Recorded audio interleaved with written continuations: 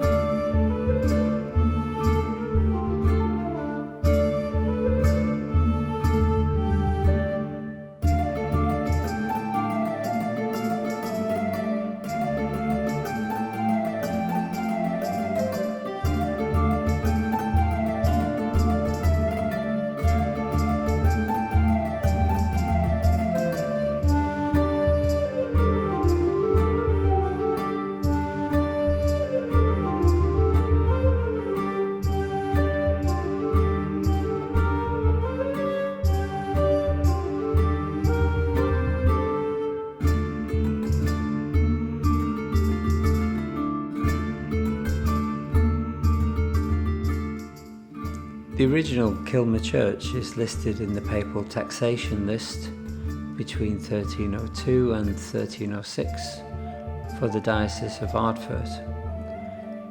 It was also noted in the list of parochial churches in 1622 and as being in ruins in 1756. The ruins we can see today are that of a 19th century church built against the northern wall of the original medieval church.